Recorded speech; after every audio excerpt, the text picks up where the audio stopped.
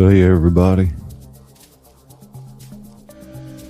Sound check, check, check.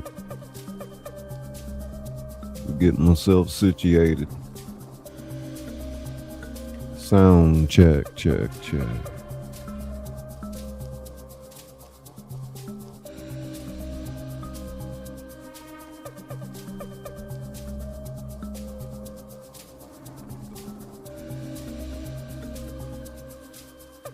Klingt goed out. Sounds good. Welcome, welcome.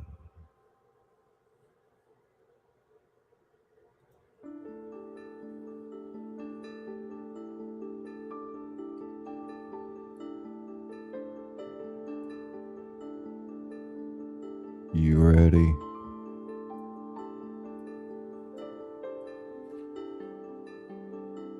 TWP.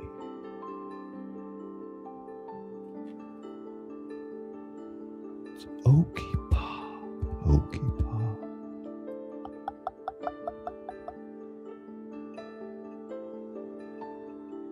Good evening, good evening.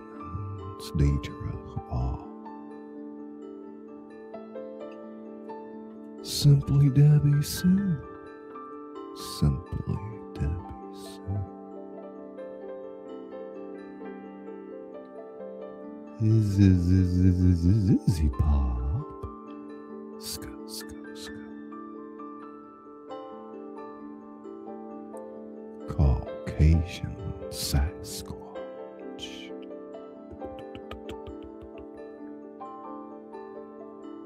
Ska, ska, ska, ska, ska, Scotty 420. Ska, ska, ska. Nez Lover. Nez Lover. Hey, Judas. Judas. It's Panda Pop. Panda Pop. Panda Pop.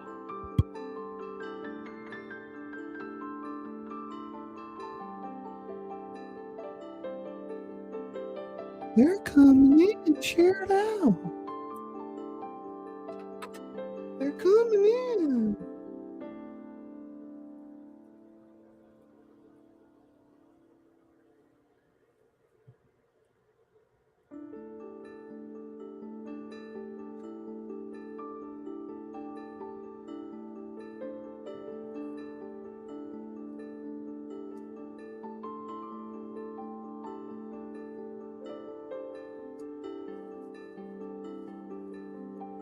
Welcome, Minnie Pearl. Welcome, welcome. Going to be reading a short gothic tale for you tonight. Mississippi Gothic Horror. We'll get right into it this evening. Get through this, have a nice little session, then I'll go feed the beast.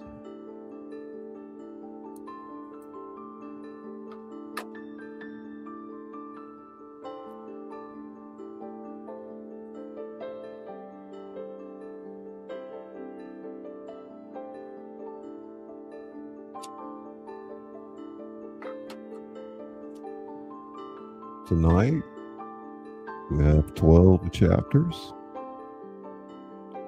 Take a little break here and there. Say hello. Don't forget to hit the like. Subscribe to the channel. Super wow. $1 billion. 000 calories.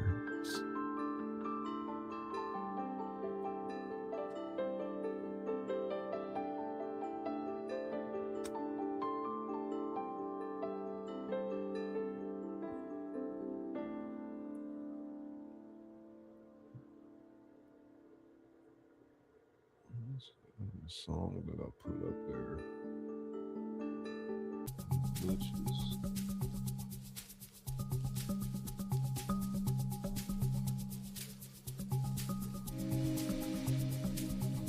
Vespers of the Damned. Secret of St. Malo's Priory. Chapter 1. The Descent into Spanish Moss. Have you ever stood at the edge of the abyss, only to realize the abyss was holding its breath, waiting for you to jump?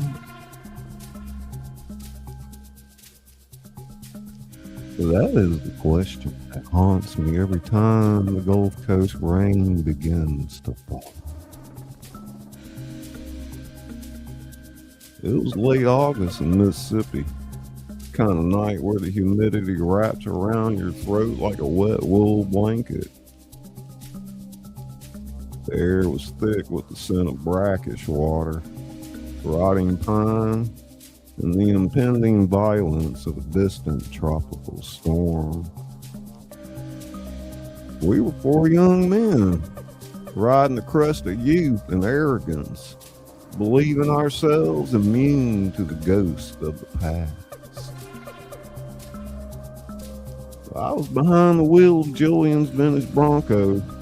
My name was Elias. I'm an architecture student with a penchant for forgotten structures and a mind that always sought the logic in the dark. Beside me sat Julian, the golden boy of a wealthy New Orleans family. His charisma making a deep, reckless hunger for the extreme. In back were Marcus and Bo. Marcus, a lapsed Catholic whose faith had fractured after a family tragedy, clutched a silver rosary he claimed he didn't believe in. And Bo, local from Hancock County, possessed a quiet, superstitious reverence for the land and the waters that bordered it. "You sure this is the turn?" Julian asked, swirling a bottle of the expensive bourbon he bought to Kristen the night. "GPS died 3 miles back," I replied, squinting through the windshield.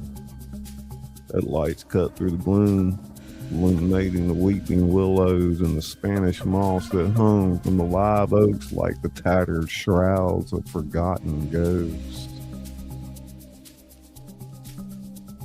But according to the county survey maps I pulled, the Priory of St. Malo should be just past the old seawall.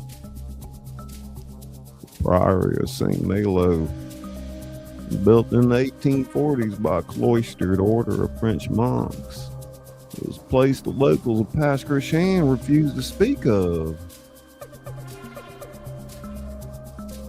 History books claim the monastery was abandoned after a yellow fever outbreak.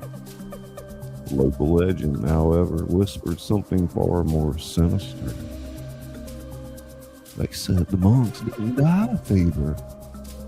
It said the monks walked into the Gulf of Mexico one by one, weighed down by stones, to silence something they had accidentally dug up beneath the altar.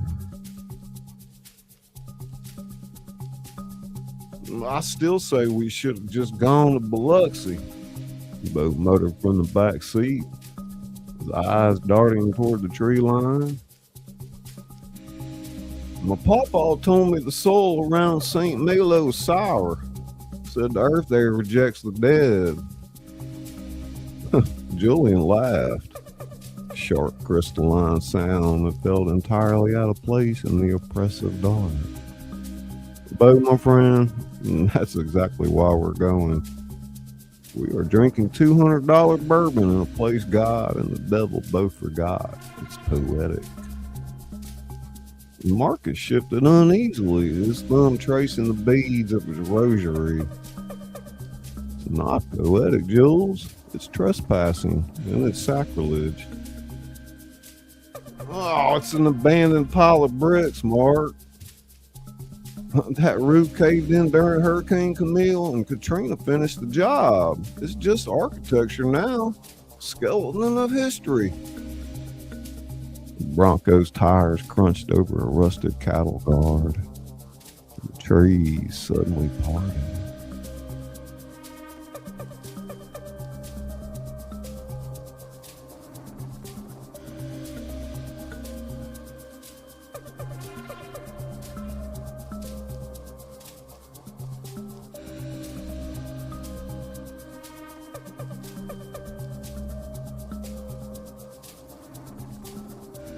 There it stood, bathed in the sickly yellow glow of our headlights, the Priory of St. Malo.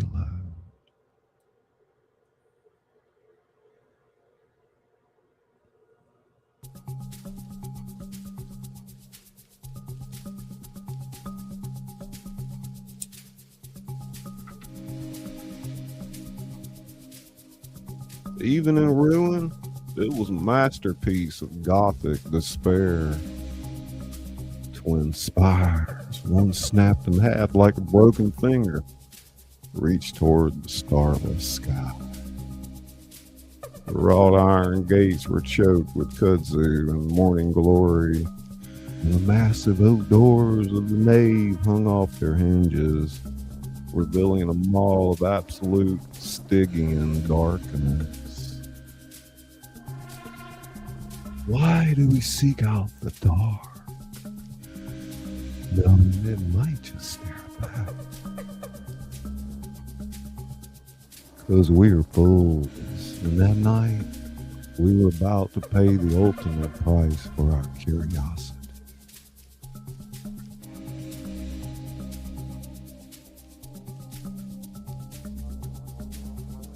Chapter 1. Blood Dragon. Welcome, Island Jason. Welcome, Island Jason. Busy Pop in the house. House of Thrones.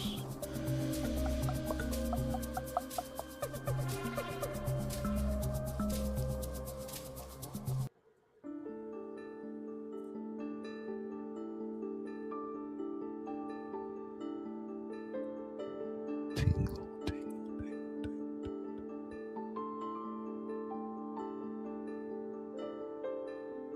Hey, Brandon Mitchell, welcome.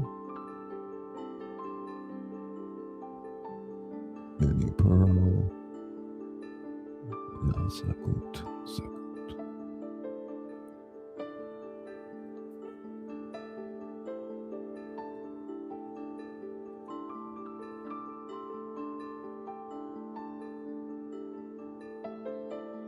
Stepping out of the Bronco, the silence of the property hit me like a physical blow.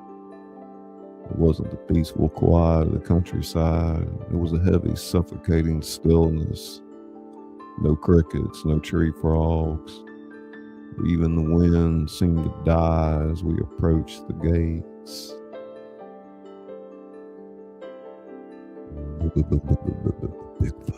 Bigfoot. Help me with this, Julian grunted, wrapping his hands around the rusted iron bars.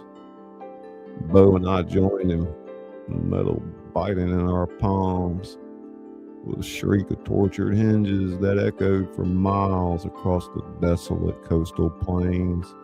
The gate gave way.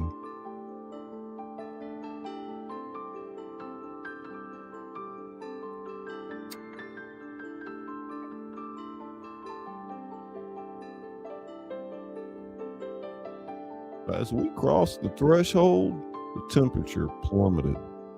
In the Mississippi summer, a drop of 10 degrees is unnatural. It felt as though we had stepped into a meat locker.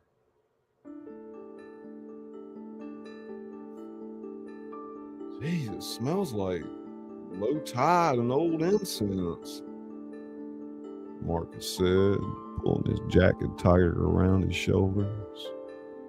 He was right. The air was laced with the briny stench of the Gulf, mixed with the faint, unmistakable aroma of myrrh and frankincense. Preserved in the damp stone. I clicked on my heavy-duty flashlight, beam slicing through the gloom to reveal the courtyard. Overgrown headstones, their Latin epitaphs erased by time and lichen, jutted from the weeds like crooked teeth. We moved toward the main chapel. The architecture was a chaotic blend of French Gothic and Southern adaptation. Gargoyles whose faces had been worn smooth by a century of hurricane winds, leaving them looking like blank, screaming masks. We entered the nave. Roof was partially gone, allowing the pale moonlight to filter through the canopy of the encroaching trees, casting long skeletal shadows across the shattered pews. The altar at the far end remained remarkably intact, a massive slab of black marble that seemed to absorb the light rather than reflect it.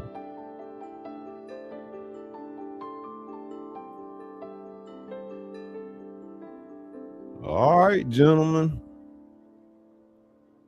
Julian announced, his voice booming in the cavernous space. He set the bourbon and a stack of paper cups on a relatively clean pew. "Welcome to the VIP lounge, boys. Let the Vespers begin."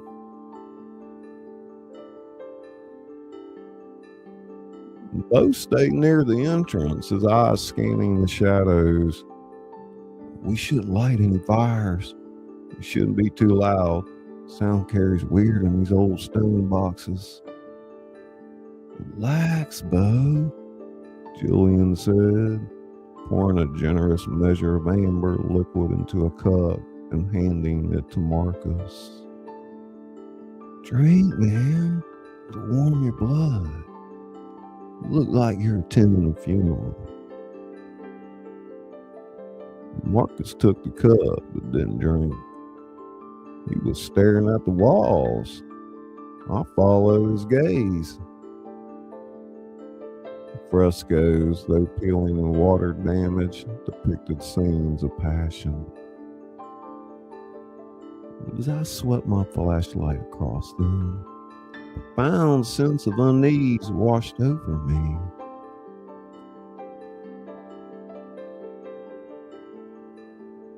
The figures in the paintings weren't looking at Christ. Their painted eyes were turned downward, staring at the floor, staring at the black marble altar. "Elias, look at the geometry of the room." "I'm an architect. I noticed lines, angles, and load-bearing truths. I looked up at the vaulted ceiling, then down at the flagstones. The nave, it's not a perfect rectangle. It's a trapezoid. The walls converge slightly toward the altar. It's an acoustic trick, designed to funnel sound." "Funnel it where?" Julian asked, taking a swig straight from the bottle. "Down," I said, pointing to the iron grate set into the floor just before the altar. "Into the crypts." Julian smiled, a wicked gleam in his eye. "Well then, I propose a toast to the monks of St. Malo. May they rest in peace, and may their bourbon be as smooth as ours." We drank. Bourbon burned like liquid fire, but it did nothing to chase away the chill that had settled deep in my bones. We crossed the threshold. In the Priory, I would soon realize, had just locked the door behind us. Chapter 2. Next, we're going to be having Chapter 3, The Toast to the Damned. How's Izzy Pop and Bigfoot doing? Debbie Sue hanging out. Bullet Dragoon, Alan Jason. Welcome to the show. It's good to see everybody.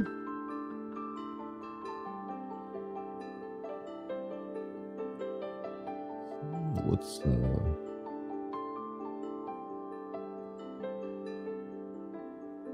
really don't have any other music much in here right now. Switch over to some jazz while I'm talking to you.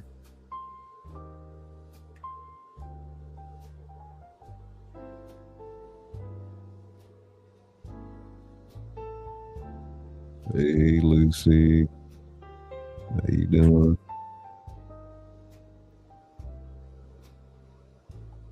Lucy Pop.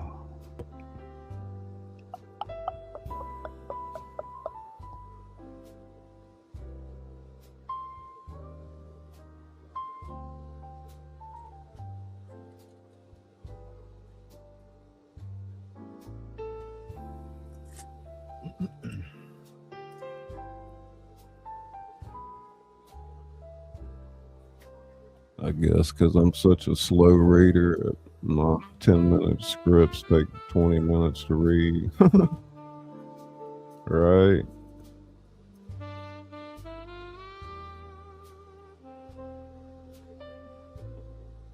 Doing wonderful, about to go to bed soon. Well, it's always good to have a story read to you right before bedtime.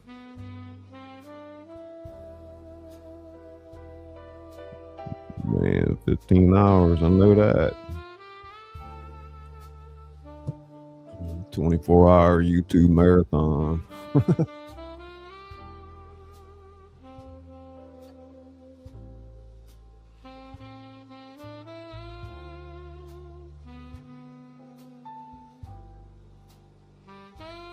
Time to relax.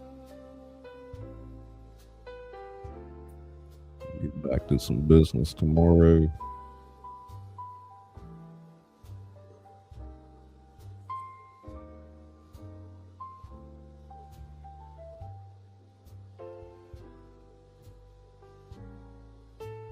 I've been at this 15 hours. You ain't telling me nothing.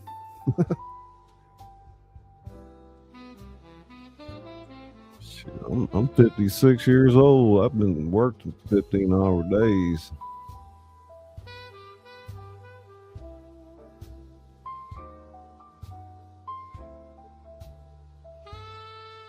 Y'all like Izzy's new avatar.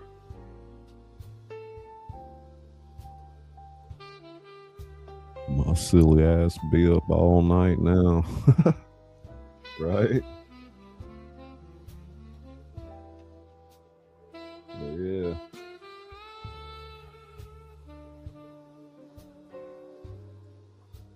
Oh, you can sleep when you die. Don't worry about that.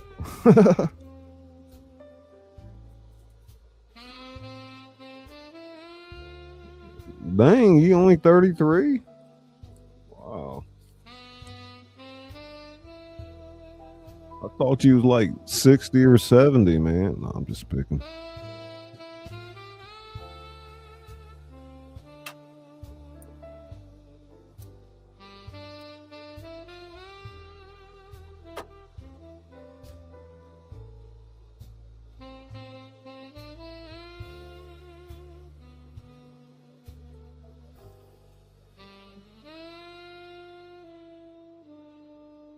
Put it up there. I want to see it on the screen.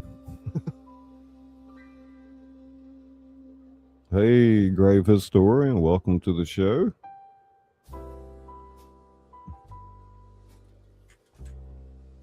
Man, I can't remember your name, or if you go by, or you just go by the historian.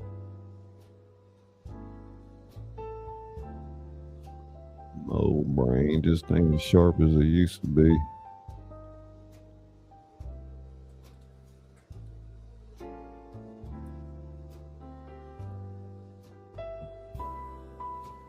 Put it up there. No. I'm not deviating. No deviation.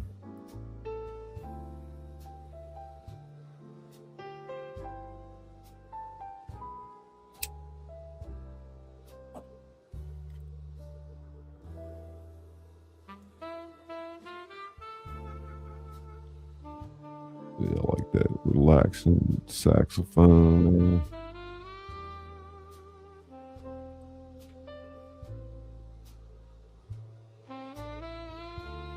Well, I have to admit, I kind of do miss having Izzy backstage doing things for me, but times are tough and companies just keep going up on their prices despite that. So a lot of us are just working with what we got or free tools if you know how to use them or find them. It's kind of part of what we do with our membership platform at We'll Make It Pop.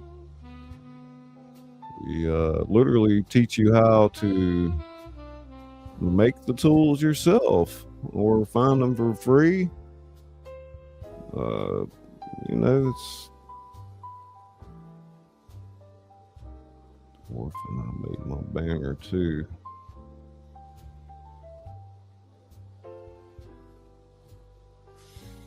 Anyway, we'll talk more about that tomorrow. Probably gonna do a live where we're gonna feature a bundle of apps for really well, I don't know, like what they call a Hermosi offer. It almost sounds stupid not to buy something like that, you know. Actually go by my road name, Tulane, from my other channel, Tulane Reflections. Okay, Tulane. Everybody, that's Tulane at the Great Historian. It's got some really good content going over there.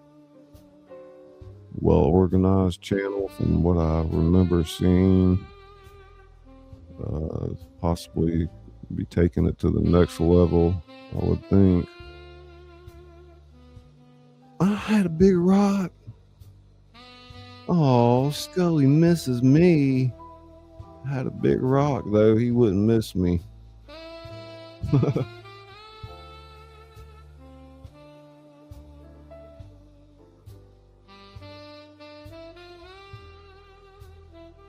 An hour passed, perhaps two. Time behaves differently in places where the veil between the living and the dead is worn thin. The bourbon flowed, loosening our tongues and dulling our instincts. We sat in a circle near the black altar, our flashlights creating a campfire of harsh, artificial light.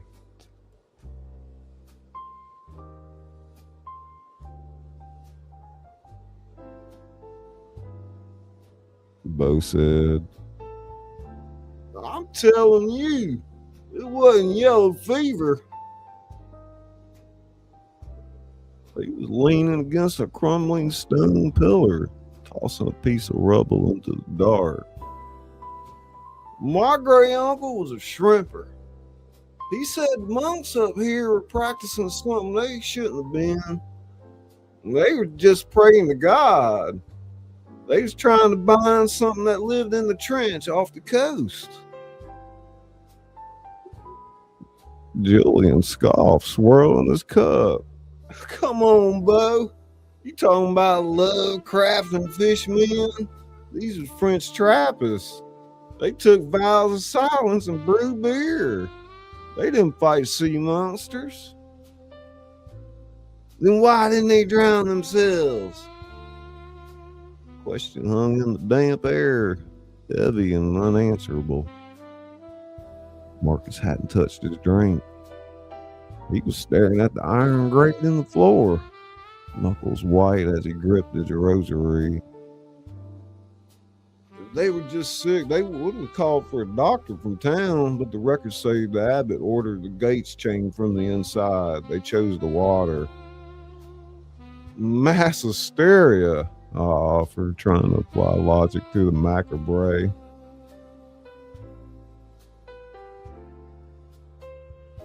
The air got poisoning from bad grain. It caused hallucinations, paranoia. They probably thought the Gulf was calling to them. Is that what you think, Elias?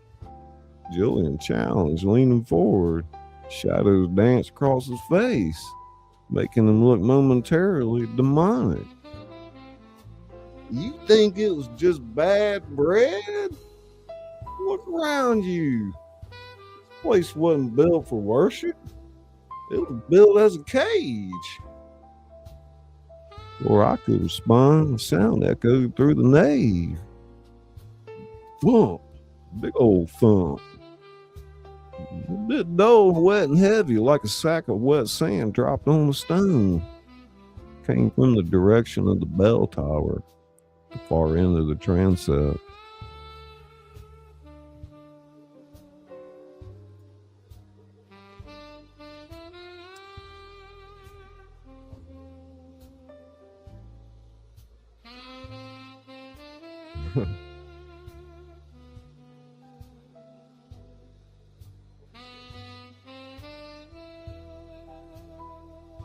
What is his favorite unicorn, mofo princess?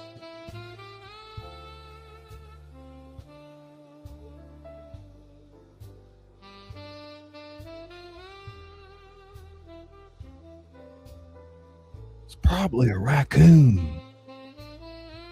Or a palmetto bug size of a Buick. That didn't sound like a bug, Jules, Bo said, standing up and clicking his flashlight to its highest beam. That sounded like something wearing boots. I'll check it out. My architectural curiosity, combined with the liquid courage in my veins, pushed me forward. Stay here, keep the lights on.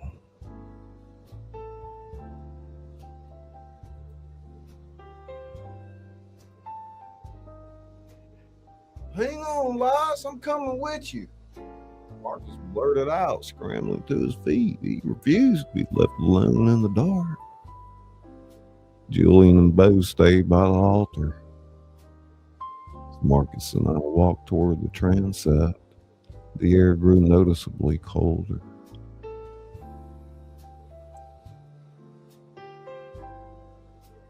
The smell of brine intensified, becoming so potent it tasted like salt and copper on the back of my tongue. The entrance to the bell tower was a narrow, spiraling stone staircase. The wooden steps had long since rotted away, leaving only the stone corbels jutting out from the wall like ribs. Someone was just up here, shining a light on the second lamp. There. You see it? Looked like seaweed and mud, but it was smeared in a pattern that suggested something had been dragged.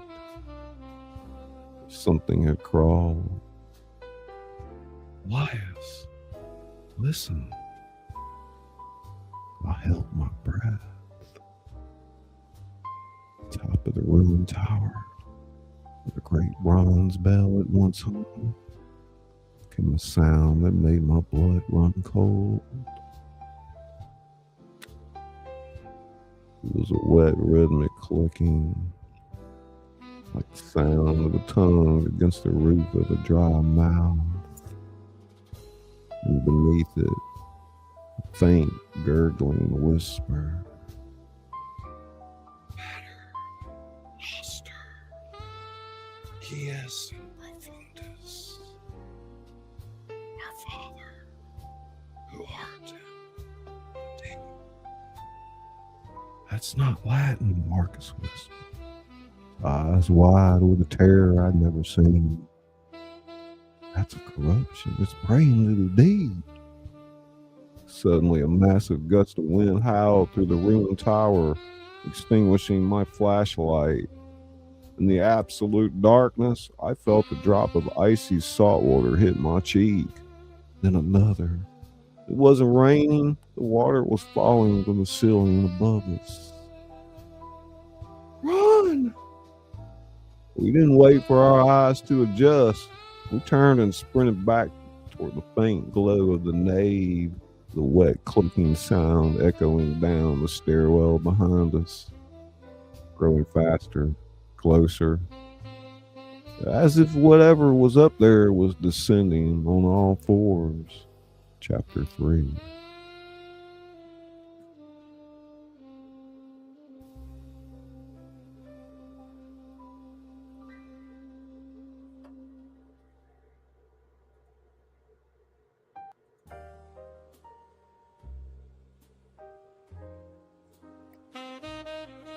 How's everybody doing so far? 10-10. 10-10. Is it 10-10?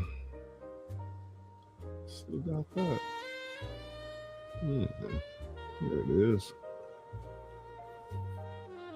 Lucy Pop. Heck yeah. Supporting the watch time from both channels. Awesome. Is that you? Tulane? Yeah, okay, yeah, I got you, bro. See that? Thank you.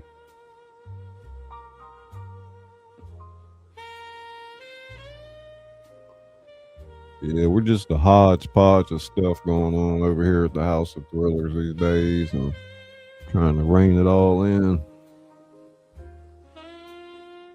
Yes, Izzy's landing page for her website. If you're looking for some channel upgrades or whatnot.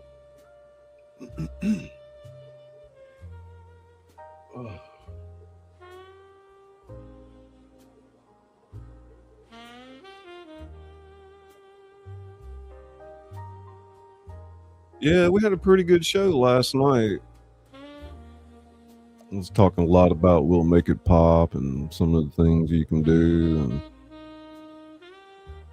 you got such a strong sense of community there. I mean, that's the future. I mean, what do you do when like AI takes all the jobs eventually, and there's like very few things left? What do the humans do? That's why a sense of community is more valuable than anything. I mean, don't get me wrong, you're gonna have to always have that human in the loop. There's the Emerald Wonderland, another great series we produced. Wizard of Oz meets Alice in Wonderland head on.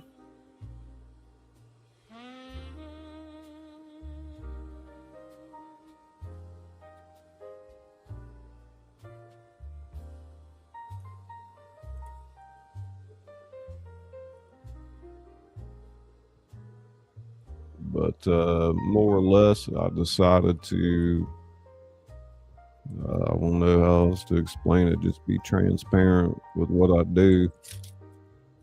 I have several companies that I own now. I do a lot of different things. Some things are in their inception and beta. Some things are,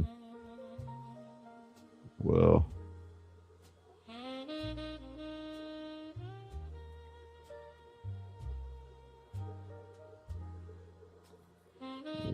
email out there and any kind of business inquiries.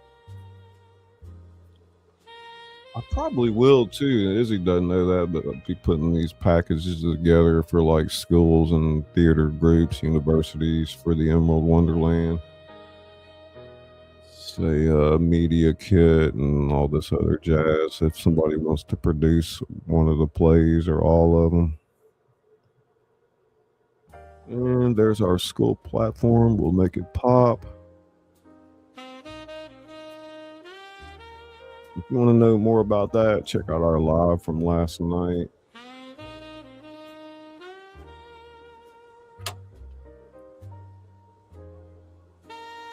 And there's my Cash App. Send me your paycheck.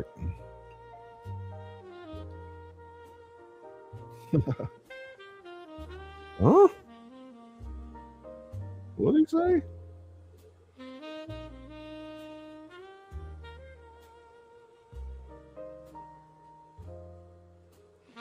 You're right. We'll work for food.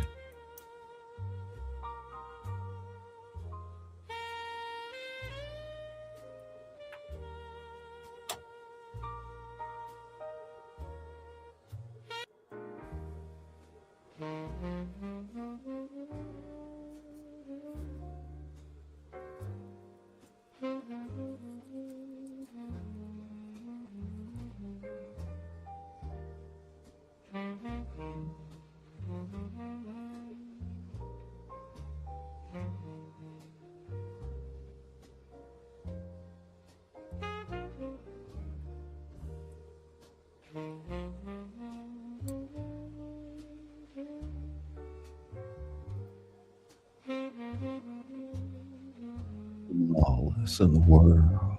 Lawless, lawless, lawless. Lawless in the world. Lawless, lawless, lawless. Lawless in the world. Lawless, lawless.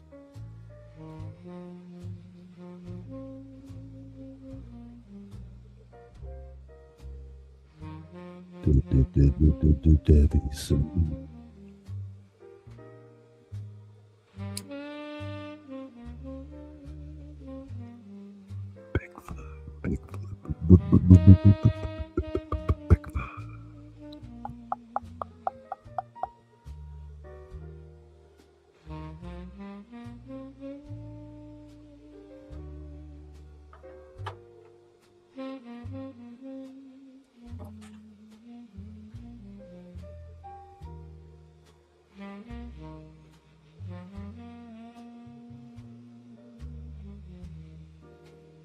We burst back into the nave, gasping for air, our flashlights flickering back to life. Julian and Bo were on their feet instantly. Julian holding a heavy piece of wrought iron he'd broken off a pew.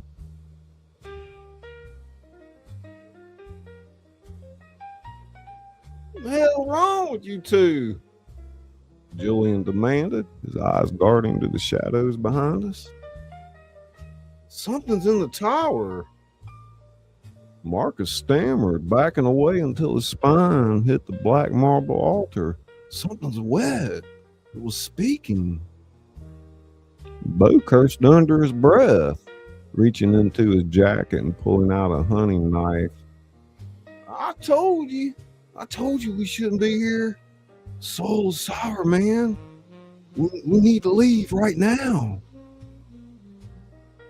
Nobody's leaving until we figure out what's going on, Julian snapped, though his knuckles were white around the makeshift weapon.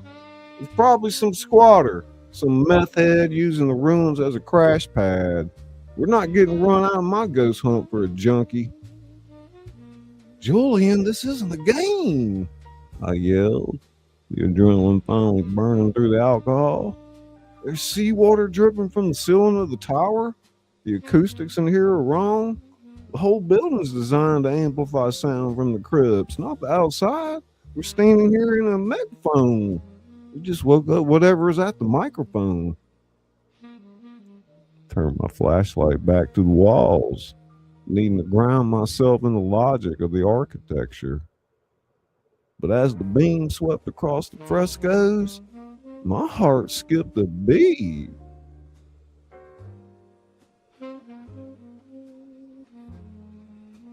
The paintings had changed. Earlier, the figures of the saints and apostles had been looking down at the altar. Now their painted, peeling faces were turned outward. They were looking directly at us. Their mouths, painted shut in solemn reverence, they was now open in silent, agonizing screams. Elias, tell me you're seeing this. I spun around. The fresco of the Last Supper stretched across the eastern wall, but the figure of Judas was no longer sitting at the table.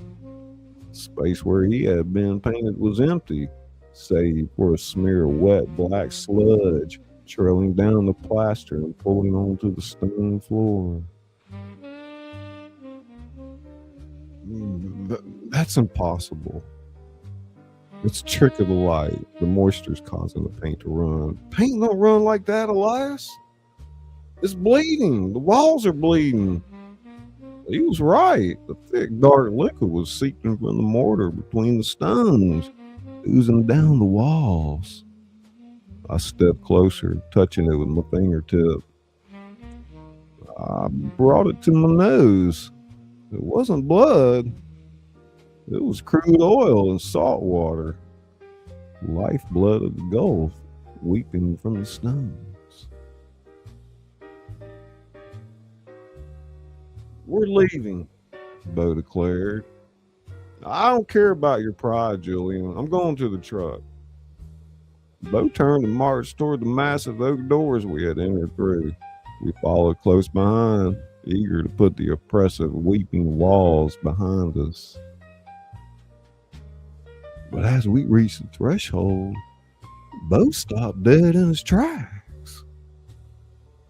What is it? Julian asked, pushing past him.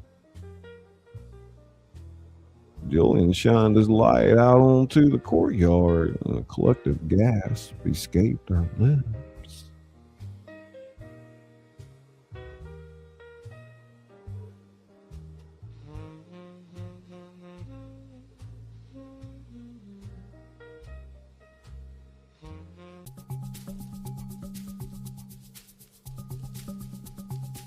The wrought iron gates, which we had painstakingly forced open and left wide to the road, were shut.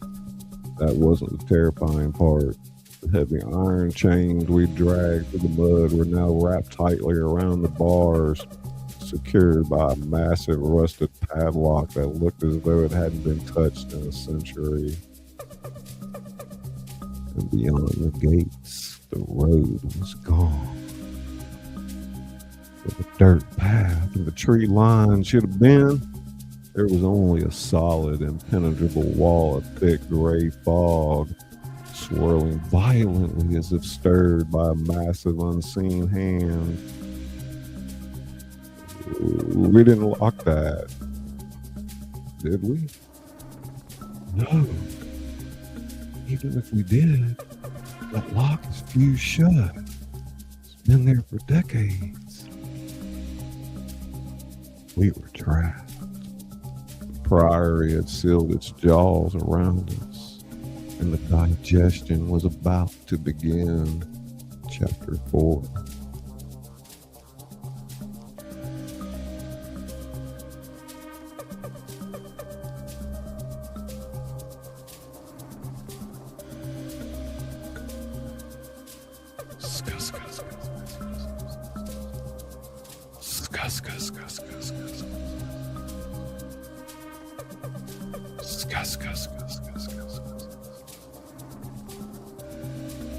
Panic is a living thing.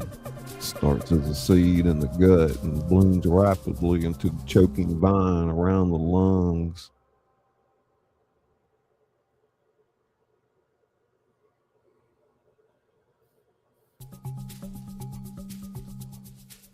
As we stood at the locked gates, fog pressing in like a physical weight, the reality of our entrapment set in. My phone, it didn't have a signal. Not even SOS. It's like we're in a dead zone. The storm, I reasoned. The atmospheric pressure from the tropical system rolling in is messing with the towers, and the fog is just a sea breeze hitting the cool land. It's a weather phenomenon. Shut up, Elias. Just shut up with your architecture and your weather. Look at this place. It's evil. It's a stain on the earth, and we brought our sins right to its doorstep tonight. Marcus turned and ran back into the nave, disappearing into the shadows. Marcus! Julian and I followed, our flashlights cutting through the gloom. We found Marcus in the southern transept, standing before the old monastic confessional. It was a massive, ornate wooden structure carved from dark mahogany that had somehow resisted the rot of the elements. The screen between the priest's booth and the penitent's kneeler was intact, covered in a layer of dust. It's Arlie, it's Arlie, it's Arlie. Arlie, Marcus was staring at it, trembling. Mark, come on, man. We need to stick together. Bo was reaching for his shoulder. I have to confess. I never confessed what I did. Never told anyone. When I die here, I have to be clean. What are you talking about? Julian asked, stepping forward. Marcus, you're drunk. You're losing it. I was driving 3 years ago when my sister died.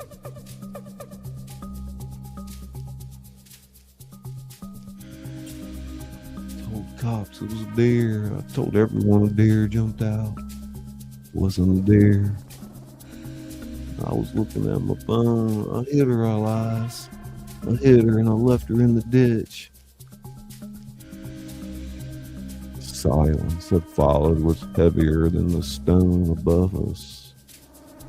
I stared at Marcus, horrified by the sudden, brutal honesty of his confession. We've been friends for years, and I'd never seen this ghost haunting him. Marcus, that's between you and God, not a wooden box. He's in there, Marcus said, pointing a shaking finger at the priest's booth.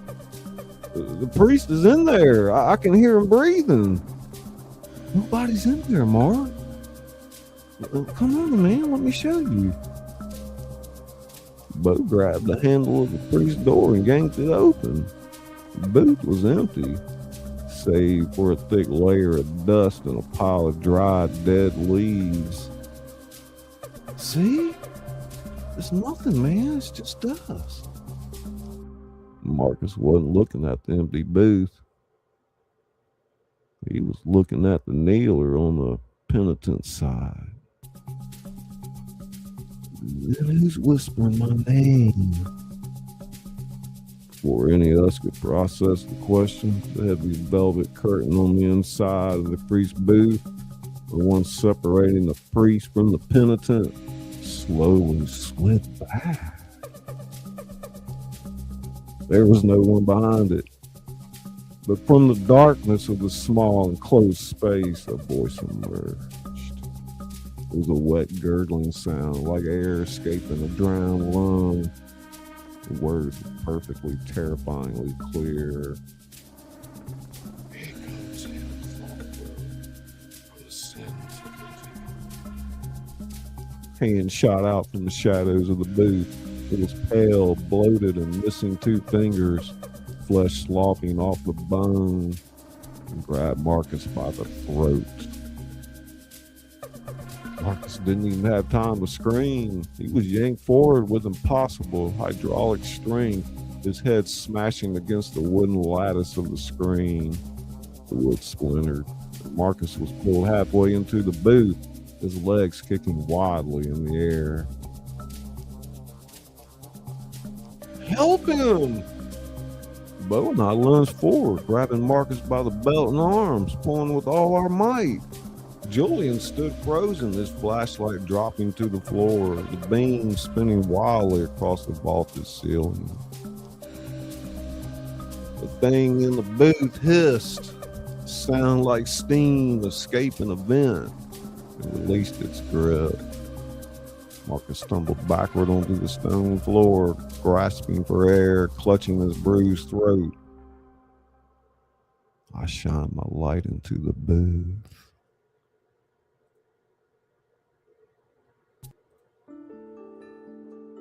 It was empty. But on a small wooden shelf where the priest would rest his Bible, there was a single perfect conch shell dripping with black seawater. We need to find a way out now, before it takes one of us for good. Chapter 5.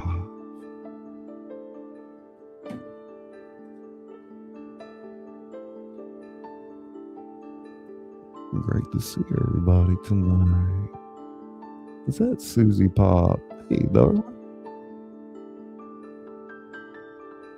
How you doing? Arlie, great to see you. Thank you so much, ScullyPop, for moderating, and all of our other wonderful moderators, Wallace, Simply Debbie Sue. Don't let me miss anybody. Blood Dragoon. Bigfoot's here as well. Grave Historian.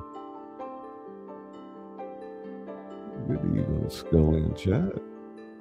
Good evening, Chaos and Roses. Welcome to the show. Old ScullyPop.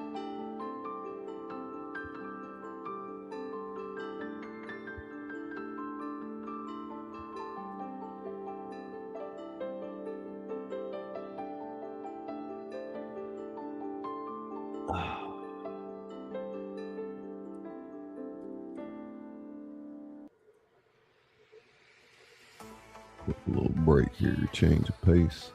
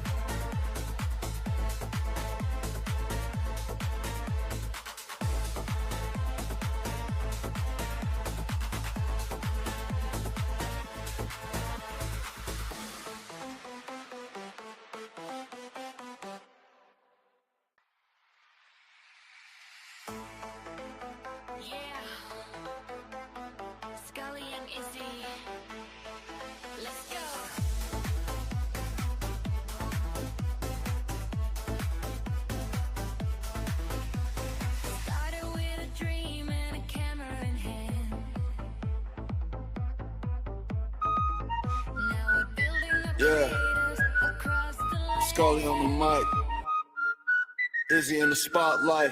Turn it up, this is your moment. Started with a dream and a camera in hand. No big crew, just a one-person plan. Late nights editing, learning on the fly. Watching numbers grow like stars in the sky.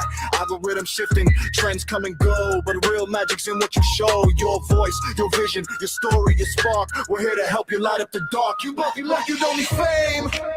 You just need fire in a little game. We'll teach you how to rise, not stop. Take your channel straight to the top. We will make it pop. Turn your passion up a notch. From the ground to the spotlight glow. Watch your whole world overflow. We will make it pop. Learn the moves, connect the dots.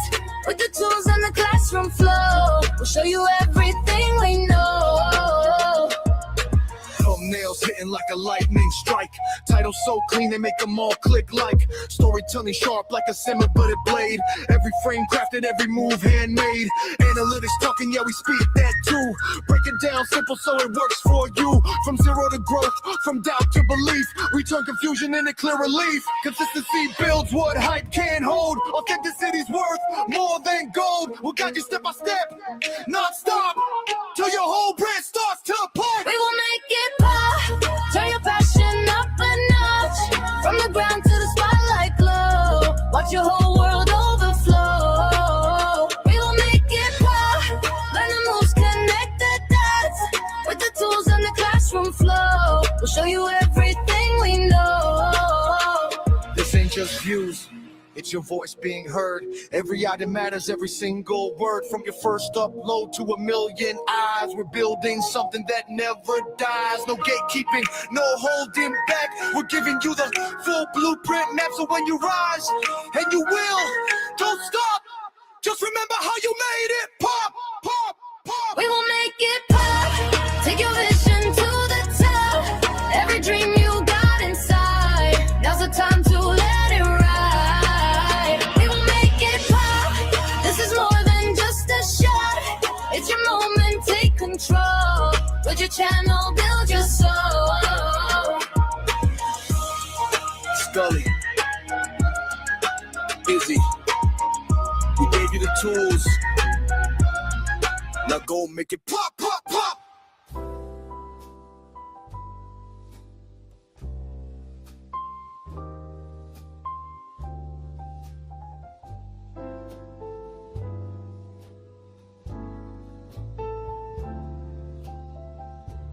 Tell you what, I'll leave that with y'all for a minute. I got to go down there and take those potatoes off. Those are wonderful song compliments of Izzy Pop. She can definitely put something good together for you, which is great. Be right back.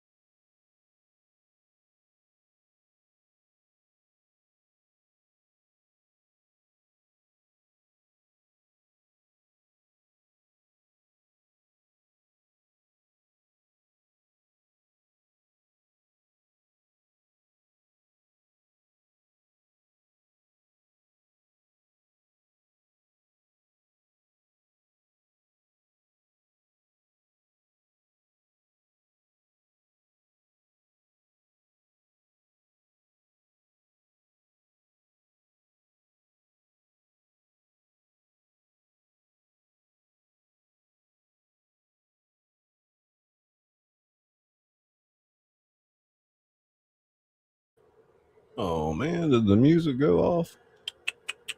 Thought I had it on loop. My bad. Well, it's amazing how quick a house can make a mess with itself. Oh, gosh, where am I at? Like, when's he coming back? Coming back.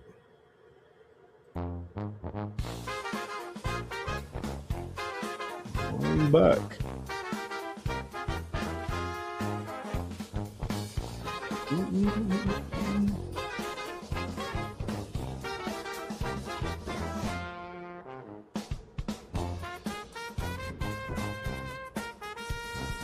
DJ.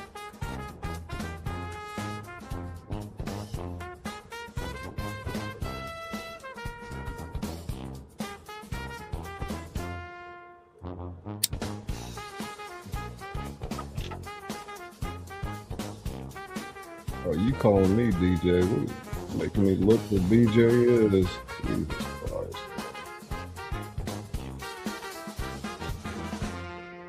How you doing, Okie?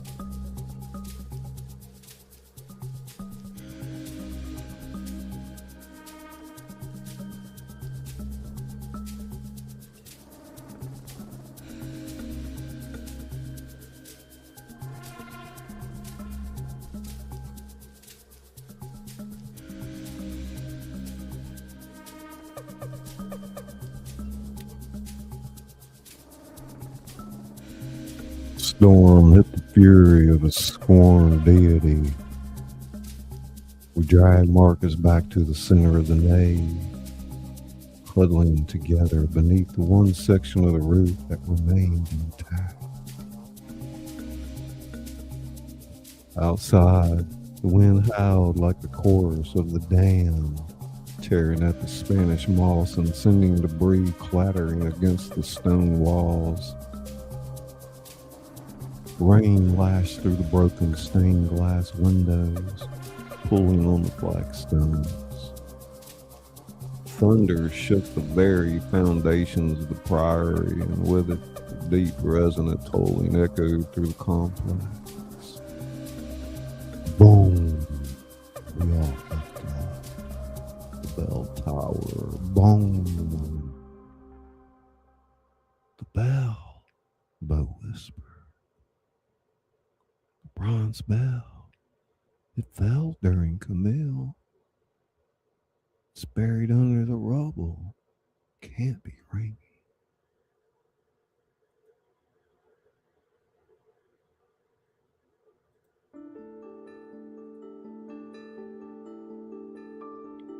Wind, I said, though no longer I believe my own lies. The wind is catching the clapper. There is no clapper, Elias. I read the Historical Society report. The bell was cracked and hollowed out. It doesn't have a clapper. Bong. Sound wasn't just in the air. It was in our teeth, in our marrow. It was a frequency designed to induce madness. Marcus curled into a fetal position, his hands clamped over his ears, rocking back and forth.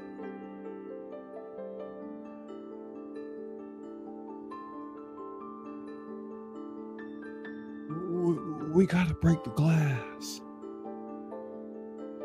Bronco has a winch. I can get to the truck. I can hook the cable to the gates and pull them off the hinges. Truck's outside the gates, Julian. The gates are chained. Then we climb the wall. The eastern wall's lower, maybe 12 feet. We boost each other. A massive crash interrupted him. Sound of shattering glass and splintering wood echoed from the choir aloft above the altar. We aimed our flashlights upward.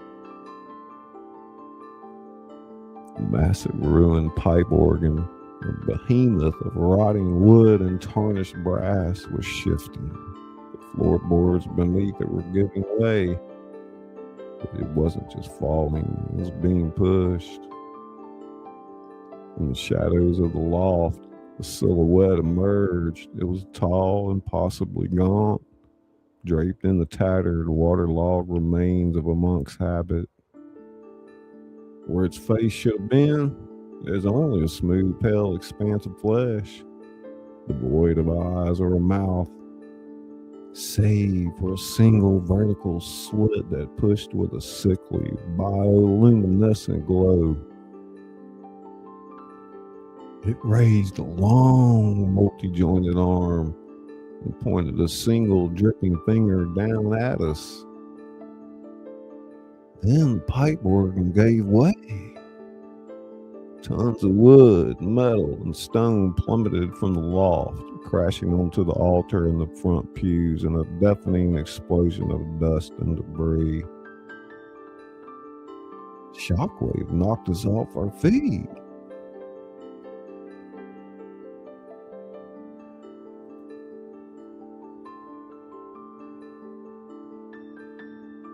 When the dust settled, the altar was crushed beneath the wreckage. The iron grate and the floor, the one that led to the crypts, had been blown clear off its hinges, revealing a dark, yawning chasm beneath the church. From that chasm, a smell wafted up that made my eyes water and my stomach heave. It was the smell of 1,000 rotting fish, of ancient stagnant water, and of copper. Chanting began. It wasn't coming from the tower anymore. It was coming from the hole in the floor. A dozen voices, deep and guttural, chanting in a language that predated Latin, predated humanity.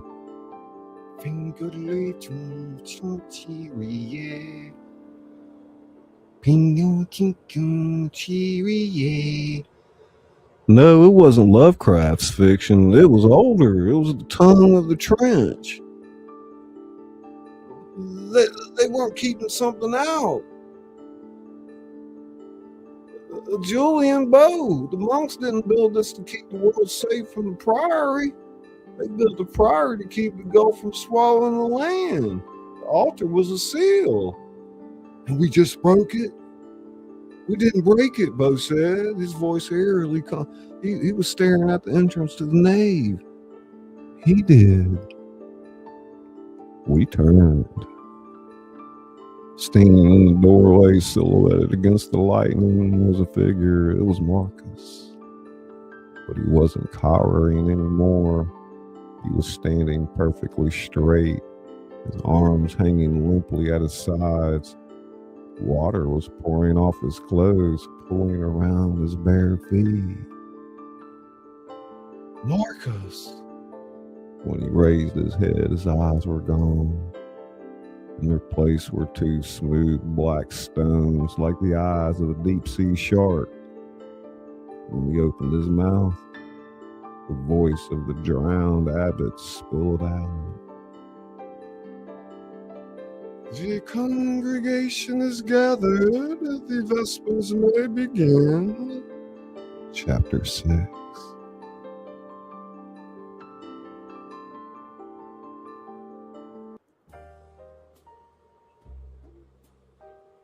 Hey, Tiffany. Hey, Tiffany.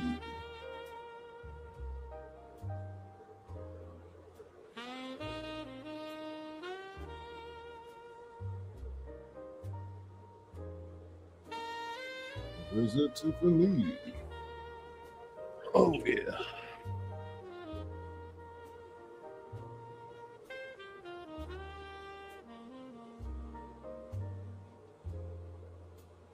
Are you back in Canada now? Okay.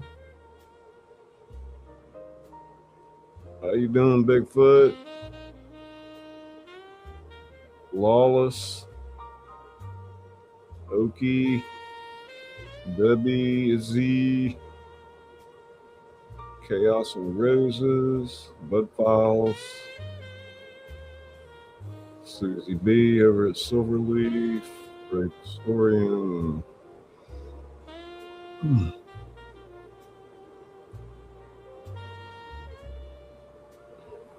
Well, we're halfway through the story. And I'm afraid that's all I got tonight. I can't push it physically. It's just got to stop.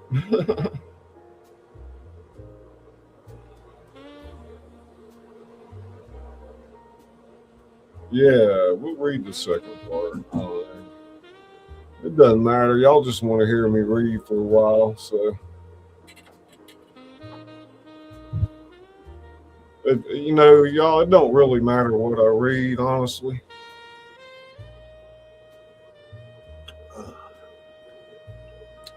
Sometimes I just sit here in silence, and I've actually had a black screen one time.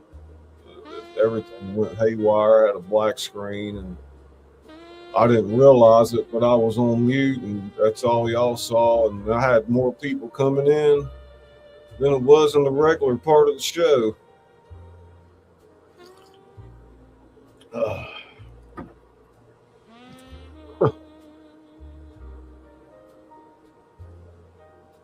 Yeah, it's got some pretty good, like, gothic to it, like, kind of things you just don't see coming, and fantastical. You can break the mold a little bit. Everybody loves a train wreck. It's like, man, he's going viral over there. You can get over there on his live. Ain't nothing but a black screen up there. He ain't even saying nothing. They got 100 people up in there.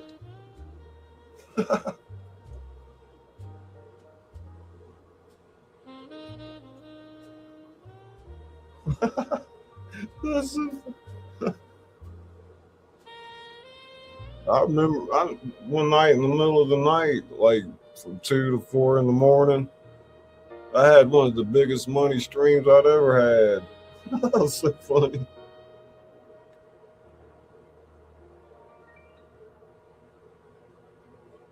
I mean, my best advice is just go live when you got the inkling to do it. You know, just get it, hit that button and go. I don't know, you know, planning things out. It might be for some people, and I do see the value of a regular scheduled show, but you know, things change. Some things play themselves out. I mean, look at it like with sitcoms on TV. Not too many lasted more than a few years, and sometimes they'll go 7, 8, maybe 10 years, and then it's something else, you know. Well, I know y'all don't want ScullyPop to go away entirely, but I mean, and you know, I'm always going to enjoy reading a good story or two, but I've got other businesses that they take off, and financially, it would never make sense to just do what I'm doing here, you know, all the time. So,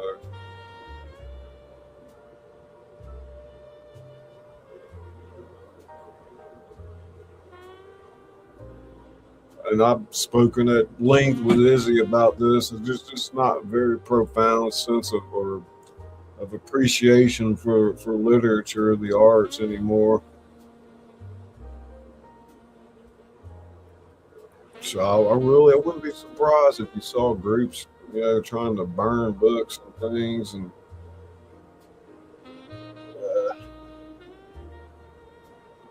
you know, I got a library of over 4,000 books back there. It's all wall to wall. It looks like something out of a previous life, honestly. I used to go live in there, you know, when I started this, but it needs a lot of work in that library. It needs to be organized. Oh,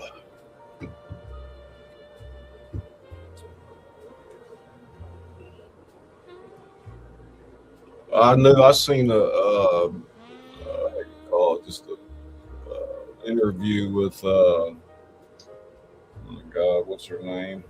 Famous writer. I can't even remember her name. I guess it don't matter. She just would have shelves of books all over her house, and it's like every little corner that they used in their home, it had bookshelves in it, and there was always something to reach out and grab and read. And they, I don't know, ironically had their own kind of Dewey Decimal System going, but oh my God, what was her name? Oh gosh, she's still alive today too. What's her name, Izzy?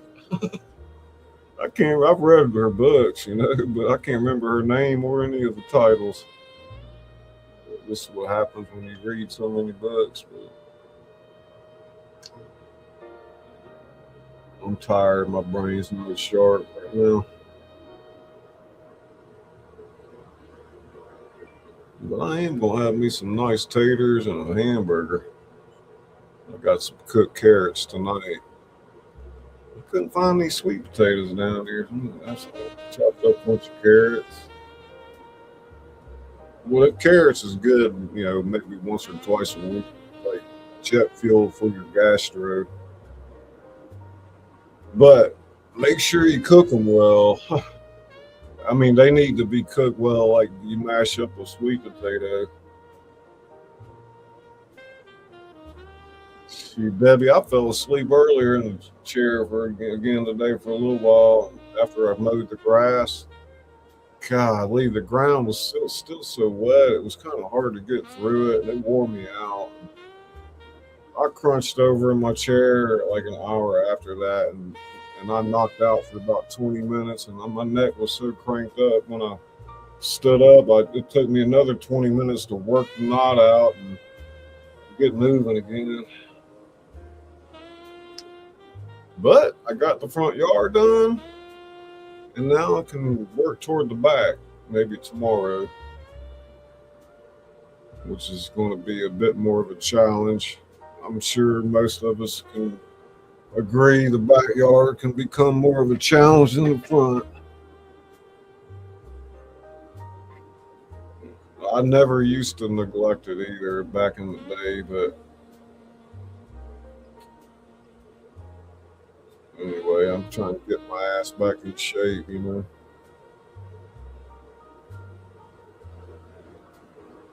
Yeah. Oh, we got our song loaded up. Close the show out tonight. Yeah. People don't appreciate a good book no more. Yeah, you got about 4,000 books too.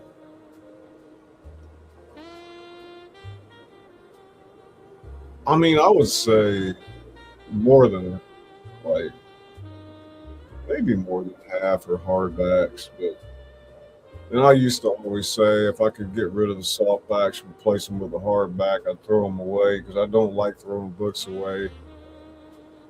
But I don't know. Again, you know, some of those books are just never going to be read again, and they're just paperbacks. And like our house is like we need all the space we can get.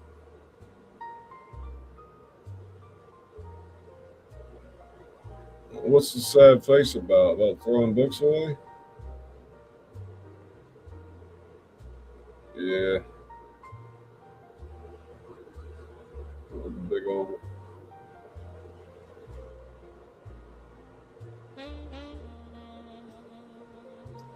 I tell you, I thought I was gonna get through that reading tonight, but I just couldn't go more than about halfway. It wore me out.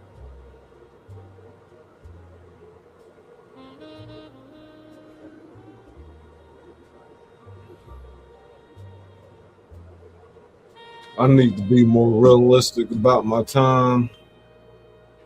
You know, if I write something that's supposed to take 30 minutes to read, because I'm so like scatterbrained and this and that, I need to. It needs to be an hour, really. You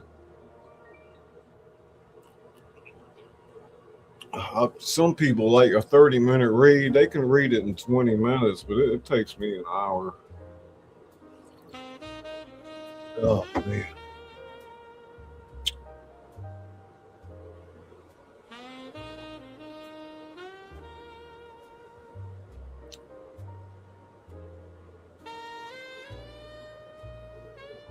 Oh, okay. Izzy's going live in 30 minutes. Cool. Well, shit. Let me shut down and go eat. And get back and hang out. Y'all have a good evening.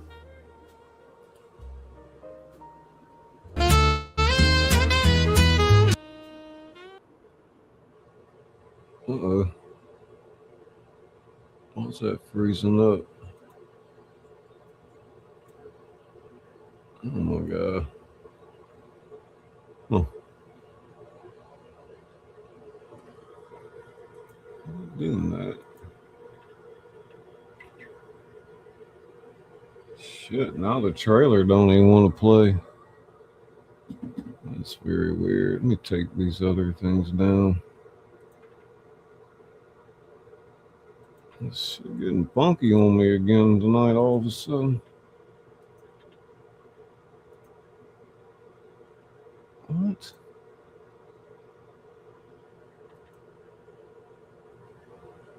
Damn StreamYard. Debbie did it. That's weird, man. Let me take that off of there and just remove it. How weird. I don't think my tabs are freezing, huh? What the heck?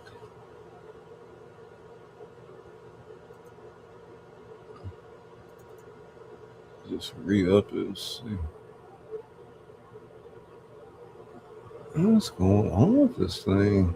The device is having trouble sharing your video. Try sharing again. What? Man, this stupid StreamYard. I'll try a different one, I guess. It won't let me do it. Y'all been getting these wonky things happening with StreamYard? I can't even upload anything to play like music right now. It's crazy.